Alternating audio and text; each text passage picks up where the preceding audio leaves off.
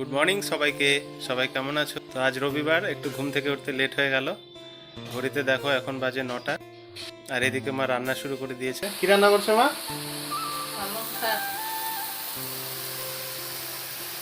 আজকে রান্না হচ্ছে পালং শাক, আলু দিয়ে ঘন্ট। ভাত হয়ে গেছে। মা এখন মোচাগুলো বেছে নিচ্ছে, দেখতে পাচ্ছ গাইস। এই যে গ্লাভসগুলো এনে দিয়েছিলাম, এগুলো আনে দেওয়ার একটাই কারণ, মায়ের আঙ্গুলের একটু সমস্যা আছে। কোনো জায়গায় আঙ্গুলের ফিঙ্গারপ্রিন্ট দিলে ফিঙ্গারপ্রিন্ট ম্যাচ করে না, তাই মার সবজি কাটার সময় হাতে অনেক দাগ বসে যায়। ওই জন্য এই গ্লাভসগুলো এনে দিয়েছে, এগুলো পরে এখন মা কাজ করে।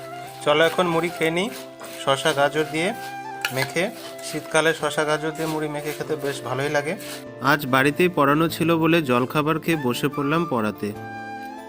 পড়ানো হয়ে গেল কমপ্লিট, এখন যাব স্নান করতে। এদিকে এখন মা বসে পুজো করছে, দেখতে পাচ্ছ। মায়ের পুজো হোক, তারপরে একসঙ্গে বসে খাবো। তো বন্ধুরা, স্নান করে বসে পড়লাম খেতে। এদিকে মাও বসে পড়েছে খেতে। আজকে খাবারে হয়েছে পালং শাক, বেগুন আলু দিয়ে ঘন্ট, আলুর ভাজা, মোচার বড়া আর ডাল। চলো খেয়ে নিই চটপট। এখন যাব বাইরে পড়াতে। ফাইনালি রেডি হয়ে বেরিয়ে পড়লাম, পড়িয়ে চলে এলাম বাড়িতে। এদিকে দেখো মা সন্ধ্যাবাতি দিচ্ছে। এবার আমাকে যেতে হবে বাজার।